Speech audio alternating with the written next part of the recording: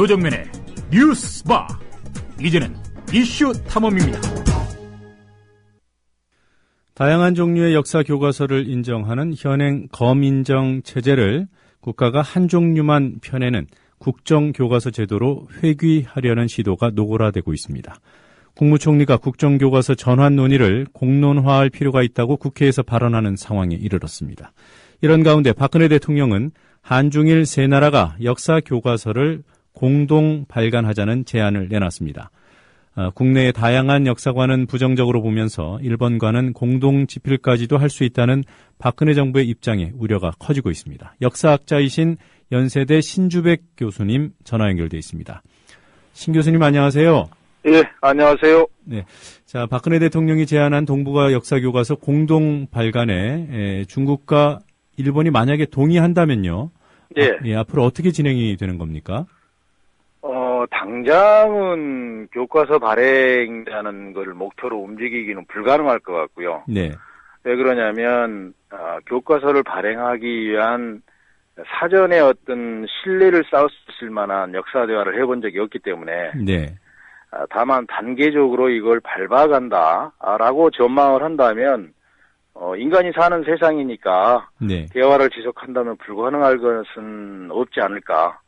이렇게 막연히 기대를 해보고 있습니다. 네, 그러니까 뭐 당장 무슨 교과서에 뭐 어떤 초안이라도 나올 수 있는 그런 상황은 아니라는 말씀이시군요. 그건 절대 불가능하다고 저는 보고 있습니다. 예. 과거에 한중일 공동 역사 교과서가 발견된 적이 있었죠. 예. 예, 그때와는 어떤 점에서 다른 겁니까? 이제 2002년부터 저희가 참여했던 건데요. 사실은 이 작업은 1945년 이후에 한중일 세 나라의 역사교사든 역사학자든 어떤 공동의 성과물을 세 나라가 동시에 발간한 최초의 사례입니다. 네. 저희가 2002년부터 작업을 해서 2005년에 미래를 여는 역사라는 책을 냈고, 네. 작년에는 한중일이 함께 쓴 동아시아 근현대사라는 책을 냈는데, 네. 이 책은 한중일 세 나라의 학자와 교사가 만나서 만든 공동의 역사교재라는 특징은 갖고 있지만 네. 사실은 세 나라의 교과서 발행 제도에 직접 적용을 받는 교재는 아닙니다. 따라서 교과서라고 엄밀히 말해서 말할 수는 없고요. 네. 현장의 학교 교사가 자신이 가르치고자 하는 단원과 관련 있는 내용을 학생들에게 다양하게 접촉할 기회를 준다라는 면에서 네. 활용할 수 있는 보조교재의 역할을 할 수 있고요. 또한 대학에서 현재 동아시아 3국은 동아시아사를 가르칠 수 있는 교재가 상당히 부족한데요. 네. 실제 대학에서 많이 쓰이고 있습니다. 2005년도 미래를 여는 역사하고 지난해 나왔던 한중일이 함께 쓴 동아시아 근현대사. 네네. 이것이 공식적으로 교과서로 채택되는 그런 교과서는 아니지만 학교에서 뭐 참고용 자료나 또는 대학 교재로는 쓰이고 있다 이렇게 말씀하시는 거고요. 예. 여기 신 교수님도 참여하셨던 거죠? 예. 저는 처음부터 참여를 했고요. 네. 두 번째 책을 낼 때는 제가 한국 쪽 책임자로 활동을 했어요. 네. 그래서 여러 가지 경험과 생각할 수 있는 계기, 네. 또 학자로서 좀 학문적인 견해를 좀 넓힐 수 있는 아주 좋은 기회였습니다. 예. 그 당시에도 제 기억으로는 김대중 대통령 시절이었던 것으로 기억합니다만. 예. 그때 김대중 대통령과 일본의 고이즈미 총리가 정부 간에 합의를 해서 추진된 사업 아니었나요? 저희 작업은 그냥 민간 차원에서 네. 자발적으로 작업한 거고요. 그래요? 네.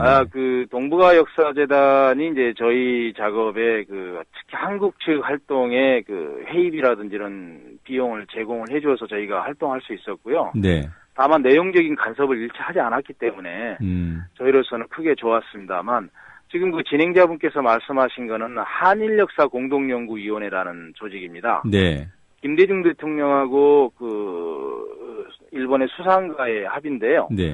한국은 1기와 2기 위원회에 합쳐서 약 한 5년간의 활동이 있었고 지금은 중단돼 있고요. 네. 이런 한일역사공동연구위원회 모델을 따서 중국과 일본이 또 중일역사공동연구위원회를 또 2년 반 운영한 적이 있는데 네. 정부 차원의 이러한 대화는 지금은 중단되어 있습니다. 그러면 이번에 하는 것은 과거에 됐던 것을 복원하거나 아니면 새로운 시도거나 그렇겠군요. 예. 그렇게 봐야 될 것 같습니다. 이게 지금 역사대화라는 게 지금 동북아시아에서 역사대화라는 것이 사실은 정부와 민간 차원의 대화가 좀 구별되어 있는데, 네. 한국이 과연 그렇게 구별하면서 가는 것을 저는 개인적으로는 좋은 현상이라고 보지만, 네. 정부 차원에서 그 한중일의 역사 대화를 해나갈 때 민간의 경험과 이런 그 노하우를 과연 부정하면서 갈 수 있을까? 그거는 좀 아닐 거라고 봅니다. 그러니까 민간 차원의 그런 경험들을 존중하면서 갈 것이다. 그렇게 해야만 될 네. 거라고 봅니다. 네. 제가 우려하는 거는 네. 역사 대화의 경험이라는 게 단순히 학자들끼리 만나서 이렇게 학문적인 견해를 토론한다고 그래서 되는 것도 아니고요. 예. 또 실무진에 얼마 전에 언론에 보니까 어떤 신문에 보니까 과거에 한일역사공동연구원에서 했던 경험이 있기 때문에 실무진을 꾸리기가 쉬울 것이다라고 말을 했는데 네. 실무진을 꾸리기가 쉬운 것도 쉽지 않을 겁니다. 왜 그러냐면 네. 2개국 간의 대화와 3개국 이상을 넘어가는 다자간 대화는 기본 틀이 다릅니다. 그런 부분까지 정말 고려하는 것인지 저는 잘 모르겠어요. 그런 네. 것을 고려한 발언인지 어쩐지는 모르겠지만 상당히 차원이 다른 거기 때문에 고민을 좀 하셔야 될 거예요. 정부 측에서. 예, 이게 정말로 실효성 있는 제안이기 위해서는 상당히 복잡한 과정이 전제된다 이렇게 보시는 거군요. 예, 실무 차원에서도 그렇고요. 사실은 이제 정부가 이걸 임하는 자세가 네. 좀 달라야 된다고 보는데 과연 그럴까라는 데 의문이 드는 게 한일역사공동연구원의 경험 때문입니다만 역사 대화를 단순히 학문 간의 대화이기도 하지만 한국의 입장에서는 한일 간의 꼬여있는 네. 역사적인 학문적 논점에 대한 해결과 내지는 합의가 중요한 거 아니겠습니까? 예. 사실은 이거는 과거사 청산이라는 맥락에서 봐야 되는 거예요. 네. 다시 말하자면 일본이 이런 문제를 푸는 과정에서 한국과 일본의 인식의 차이를 좁힌다. 그랬을 때 그 인식의 차이를 좁히는 항목 중에 핵심적인 것이 한국에 대한 식민지 지배와 침략과 관련되지는 논점의 차이인데 일본이 이 부분에 대해서 접근한다라는 것은 과거사 청산을 전제로 한다라는 자세가 있어야 되거든요. 네. 그것이 없으면 안 된다라는 거예요. 그런데 그동안에 1기, 2기 위원회 때는 분명히 그것이 없었습니다. 예. 제가 2기 위원이었기 때문에 제가 2기 위원이 16명이었는데요. 일본 네. 16, 한국 16명. 제가 그 위원 중에 한 사람이었어요. 저는 특히나 교과서를 담당했어요. 네. 제 경험에 의하면 일본은 분명히 그게 없었습니다. 그러면 이 역사 대화는 역사 교과서 만드는 거는 절대 불가능합니다. 그 과거 경험에 비춰볼 때요. 예. 미래를 여는 역사하고 함께 쓴 동아시아 근현대사를 발간하는 과정에서도 비록 민간 차원이지만 입장 시각 갈리는 민감한 부분에서 갈리는 부분이 분명히 있지 않았겠습니까? 예. 이런 부분은 어떻게 교과서에 반영이 됐습니까? 독일의 경험을 빌리자면 네. 서로가 부담을 갖는 내용에 대해서는 역사 대화의 수준에 맞게 정리를 한다라는 게 있습니다. 처음부터 서로 간에 엄청나게 부담 갖는 거를 꼭 넣어야 된다라고 고집하고 싸울 필요는 없다. 네. 화해와 협력의 수준을 점차 높여나가면서 올려가면서 신뢰의 수준도 높여가면서 점차적으로 대화를 지속하는 과정에서 그것을 학문적으로 소화하면 된다라는 게 있는데 네. 그걸 한마디로 이야기하면 최소 해법의 원칙이라는 겁니다. 사실은 저희가 12년간 했지만 독도를 넣지를 못했어요. 예. 예를 들어서 두 번째 책이었던 한중일이 함께 쓴 동아시아 근현대사에서 독도에 관련된 원고를 썼습니다. 네. 근데 일본이 막판에 되게 부담스러워해서 저희가 그 내용을 뺐어요. 네. 예를 들면 이런 겁니다. 학문적인 견해 차이가 아니라 사회적 부담 때문에 넣을 수 없었던 것도 있고요. 네. 다른 하나는 이제 전쟁의 기억, 어떻게 기념할 것인가의 문제를 놓고 일본과 한국 간의 견해 차이가 심각했고요. 네. 그래서 원래는 국제대화에서는 그게 병기표기로 가야 되는 게 정상인데 일본 측의 코멘트를 다하는 식으로 해서 일본의 부담을 줄여줬습니다. 네. 그렇다고 해서 한국이 그 코멘트에 대해서 동의한 건 아니고요. 네. 이런 식으로 서로 간에 부담이 갈 수 있는 내용에 대해서 상대를 배려하면서 점차적으로 신뢰의 수준을 높여가는 방향으로 역사 대화를 해야 되는데 민간 차원의 역사 대화도 12년을 했지만 핵심적인 것을 그렇게 처리를 못했는데 네. 정부 차원의 역사 대화를 해서 당장 교과서를 만든다? 저는 이건 절대 불가능하다고 말하는 제 경험의 결과입니다. 네. 그러니까 그 당시 민간 차원의 그런 논의를 통해서도 독도같이 민감한 문제는 아예 넣지를 못했다는 말씀이시죠? 예. 병행해서 각각의 입장을 넣는 것도 아니고. 예. 네.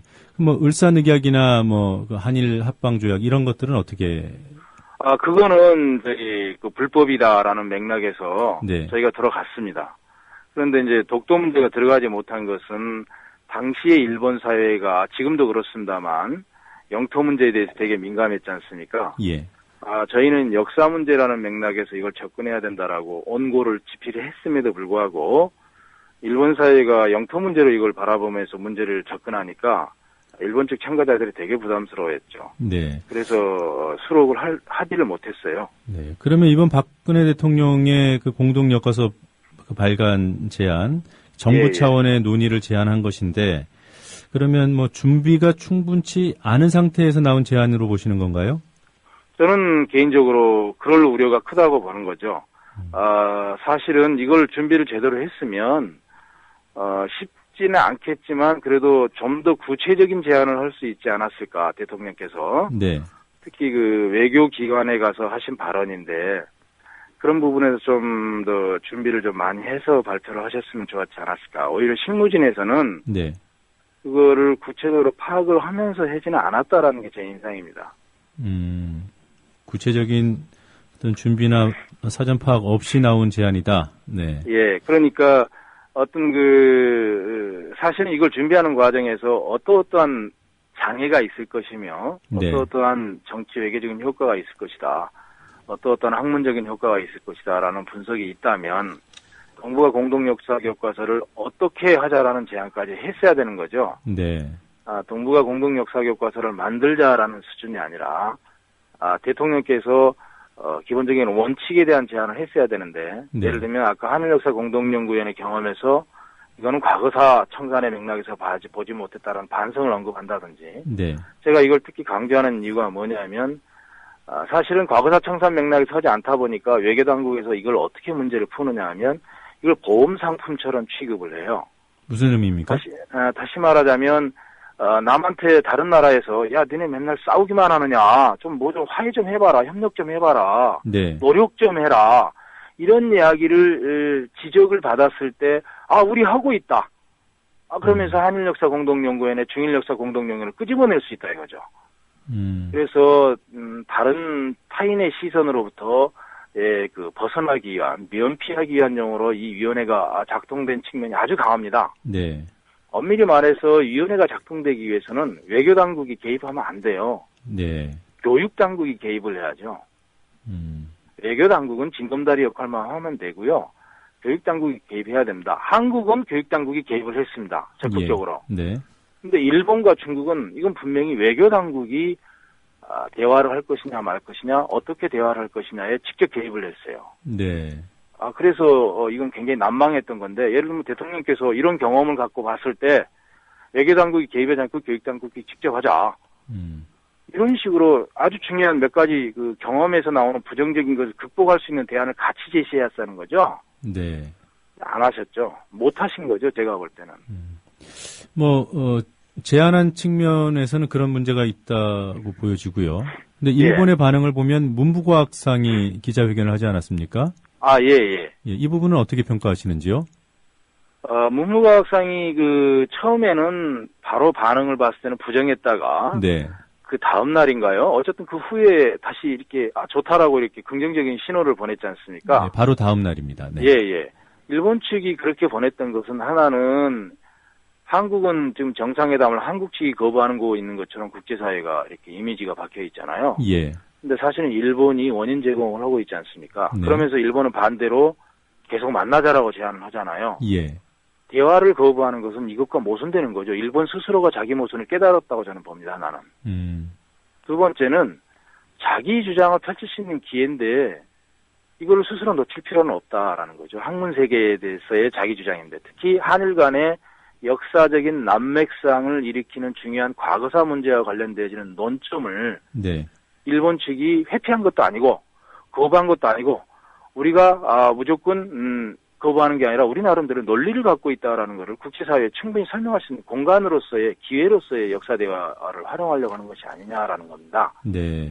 자, 그랬을 때 한국 측이 좀 신중하게 대비를 할 수 있는 모습을 보여야 되는 거고요. 이랬을 때 중국이 무조건 한국 편을 들지는 않을 거라는 게 제 개인적인 예상이기도 합니다. 어떤 의미에서 그렇습니까? 삼국 간의 대화에서는 이런 측면이 있습니다. 아마 역사 문제뿐만 아니라 외교 라인에서도 분명히 그런 경험을 하셨을 거라고 생각하는데, 내가 이런 주장을 했을 때 상대편인 두 나라가 그중에 한 나라가 나에게 동의를 할까? 내지는 두 나라가 짝짝꿍이 돼서 암묵적인 짝짝꿍일 수 있겠죠. 네. 짝짝꿍에 대해서 거부를 할까? 이런 것에 대한 분명한 판단을 해야 되는데, 아마 예를 들어서 한국전쟁에 대한 해석 같은 경우는 한국과 중국이 명쾌하게 충돌합니다. 네. 정말 극렬하게 충돌할 겁니다. 그랬을 때 일본이 어느 편에 설 것이냐라는 거. 저는 개인적으로 일본이 한국보다는 중국 쪽에 있을 가능성이 더 많다고 보는 거죠. 난징 대학살 같은 경우는 한국이 중국과 같이 협력할 겁니다. 네. 일본이 굉장히 코너에 몰릴 수 있겠지만, 예를 들면 청일전쟁 같은 경우는 중국은 한국을 보호하기 위해서 전쟁에 개입했다라고 이야기를 합니다. 근데 일본은 한국의 문명화를 위해서 개입했다고 이야기합니다. 네. 세 나라가 합의를 못 볼 성격이 있는 것이죠. 각자가 자기의 근거가 있는 거죠. 이처럼 청일전쟁, 남경대학살, 한국전쟁의 해석에서 세 나라의 위치가 굉장히 달라질 수 있다. 네. 라는 겁니다. 그래서 한일 간의 역사대화, 한중일 간의 역사대화를 하면 중국이 꼭 한국 편만을 들 건 아니라는 것이죠. 네. 그러니까 지금 교수님 말씀 들어보면요, 이 민간 차원도 아니고 정부 차원에서 공동 교과서를 만든다. 그리고 네. 이렇게 역사적으로 아픔을 겪었던 나라들이 그렇다라고 한다면 과거사를 청산해서 화해의 시대를 열어가겠다는 좀 더 적극적이고 그런 의지가 있어야 되고 또 그런 분위기가 무르익어야만 가능한 것이 아닐까 이런 생각이 드네요. 예. 그렇지 않고는 안 됩니다. 한국이 독일의 50년도 이야기하고 독일 폴란드의 50년, 독일 프랑스의 한 70년의 역사 대화의 경험을 막 언급하는데요. 예. 실제 중요한 포인트를 놓친 것 중에 하나는 독일은 이걸 통해서 나치의 과거의 실수를 되풀이하지 않겠다라는 것을 국제사회에 끊임없이 신호를 보냈다라는 거예요. 네. 독일이 그러한 나치 청산에 대한 의지가 없었으면 역사 대화는 불가능한 겁니다. 그렇죠. 네. 자, 한국이 놓치고 있는 거는 바로 이 지점이에요. 그러니까 이 제안은 일본이 해야 그나마 그 실효성이 있는 제안 아니겠습니까? 원래대로 따지면 일본이 해야 되는데요. 네. 그건 당연하게 일본이 해야 되지만 저는 한국이 해도 상관없다고 봅니다. 네. 오히려 왜 그러냐면 역사 대화에는 내용적으로는 학문의 영역이지만 형식에서는 국제정치의 영역입니다. 네. 그래서 그것을 가지고서 한국이 이런 학문적인 형식과 내용을 국제정치 사회에서 특히 동북아시아 국제관계에서 어떤 풀어가기 위한 지렛대로 활용한다고 한다면 한국이 능동적으로 역사 대화를 제안할 수도 있고 네. 풀어갈 수도 있다고 봅니다. 특히 우리는 분단 국가이기 때문에 네. 이런 문제를 능동적으로 풀 필요가 있다고 저는 생각합니다. 근데 지금 일본의 반응에서도 알 수 있듯이 그 대환영이라는 입장을 밝힘으로 인해서 뭐라고 할까요? 외교적으로 혹시라도 이렇게 거부적인 예. 대화를 거부하는 그 모양새가 되는 것을 스스로 떨치게 해줬고요. 우리 정부가. 예. 그리고 또 일본이 역사 주장을 할 수 있는 어떤 실리적인 공간을 마련해주는 그런 측면도 있는 것 같고요. 예. 그러면 뭐라고 할까? 정치 외교적으로 보면 좀 우리 제안이 일본의 입지를 좀 강화해주는 방향이 되지 않을까 이런 우려가 들거든요. 유불리를 떠나서 이 문제를 보면요. 네. 그 역사 대화는 예를 들어서 3, 4년의 외교 게임이다라고 하면 분명히 한국이 불리할 수 있습니다. 네. 그런데 만약에 이거를 10년, 20년 끌고 가는 외교 게임이라고 본다면 한국은 절대 불리할 수 없습니다. 왜 그러냐면 동북아시아에서 현재 긴장의 가장 중요한 긴장의 요소는 네. 정치적인 마찰도 아니고 군사적인 갈등도 아니고 경제적인 갈등도 아닙니다. 지금 가장 중요한 건 역사 문제가 동북아시아의 국제관계를 기본적으로 잡고 있는 아킬레스건이에요. 네. 이 문제를 풀어간다라는 것은 동북아시아에서 긴장 국면을 완화시켜준다는 것이고 네. 한국의 입장에서는 단순히 한중일 간의 역사대화 문제를 풀어나간다라는 그런 부분뿐만 아니라 긴장을 완화시켜 나간다라는 문제뿐만 아니라 네. 사실은 분단 문제를 풀어갈 수 있는 남북관계를 풀어나갈 수 있는 중요한 외교적 환경을 만들어낸다라는 데 있거든요. 네. 역사대화는 절대로 단순히 일본의 역사인식 문제만을 갖고 한다라는 생각으로 접근하면 안 됩니다. 네, 네. 그냥 남북관계 문제를 푼다라는 주변 환경을 풀어나간다라는 데서 유리한 조건을 조성해 준다는 맥락에서 본다면 장기적으로는 한국이 절대 손해볼 수 있는 외교 테이블의 그러니까 대화의 주제 내지는 안건은 아닌 거죠. 네. 좀 장기적으로 볼 수 있고 좀 종합적으로 볼 수 있는 안목과 의지가 좀 필요하다고 보는 거죠. 네. 뭐 교수님 말씀은 원론적으로 충분히 이해가 됩니다만은 예. 이런 우려가 있는 거죠. 최근에 교학사 교과서 어떤 역사 왜곡 논란이 국내에 있지 않았습니까? 좀 더 구체적으로 말씀드리면은 뉴라이트 역사 인식이 교과서에까지 침투해 들어가는 이런 문제를 학계에서 우려하고 계신 것으로 압니다. 예, 저도 동의합니다. 저도 우려하고 있습니다. 그렇다면 만약에 지금 정부가 예를 들어서 교학사 교과서 같은 것을 옹호하는 입장이라면, 지금 뭐 국정교과서 얘기도 하고 있고요. 그러면 한중일 공동 교과서 발간을 논의하는 그 자리에, 이른바 뭐 뉴라이트 역사학자들을 추천해서 집어넣는 그런 일들도 우려되지 않나요? 충분히 그럴 가능성이 있습니다. 저는 충분히 그럴 가능성이 있다고 보고, 왜 그러냐면 과거에 1, 2기 한일역사 공동연구위원회 위원 선정 과정도 이렇게 보면 학문적인 것도 고려가 되었지만 제가 알기로는 청와대 라인에서 위원이 최종적으로 낙점이 되는 걸로 알고 있어요. 그러면 이것도 마찬가지일 거라는 거죠. 그러면 지금 진행자분께서 말씀하시는 정도의 그런 우려사항이 충분히 현실성이 있고요. 저도 그럴 우려를 하고 있습니다. 다만 이제 그렇게 위원이 선정되는 과정에서 한국 측이 어떤 태도를 취할 것이냐는 건데 위원이 선정되기 전과 선정된 후에 이거는 명쾌해야 될 것 같습니다. 어떤 위원들이 위원으로 선정돼야 되느냐라는 것이죠. 그랬을 때 이제 가장 중요한 거는 학문적 성취도입니다. 하나는 학문적 성취도고요. 두 번째는 학자적 양식입니다. 이 두 가지 원칙의 부분에 위배되는 사람이 있다면 그거는 분명히 문제 제기를 해야 되는 거죠. 예를 들어서 제1기 한일역사 공동연구원의 위원장은 애초에 김대중 정부가 염두에 뒀던 분이 되지를 못했습니다. 그 부분은 바깥에서의 우려를 제기를 했고 적절하지 않다라고 문제 제기를 해서 바뀌었던 거죠. 최종 선정되기 전에 저는 이런 식으로 해서 한국 민간 차원에서든 언론 차원에서든 견제를 해야 된다고 보는 거고요. 만약에 그렇지 그걸 거부하면서 끝까지 넣었을 때 저는 일본 측이 절대 만만한 사람을 위원으로 선정할 거라고 보지 않습니다. 1기하고 2기의 일본 측 위원들을 보면 상당히 학문적인 역량을 갖추신 분들이었고 평소에 제가 책이나 논문을 통해서 알던 분들이었어요. 거의 대부분이. 이분들을 상대해야 한다라고 한다면 저는 그런 면에서 한국 측의 신우익의 인사들 가운데 상대할 만한 역량 있는 사람이 과연 몇이나 될까? 라는 부분에 대해서 개인적으로 회의를 갖고 있습니다. 역사학계에서는 최소한 역사학계 인사들 가운데서는 회의를 갖고 있기 때문에 막상 이제 현실에 직면했을 때는 쉽지 않을 것이다, 인선이. 이렇게 생각합니다. 그건 교학사 교과서의 수준을 보고서 이미 증명이 됐다고 보는데요. 잘 알겠습니다. 오늘 시간이 다 돼서 여기까지 말씀을 듣도록 하겠습니다. 고맙습니다. 감사합니다. 수고하세요. 지금까지 연세대 신준백 교수님과 함께 역사 교과서 문제에 대해 얘기 나눴습니다.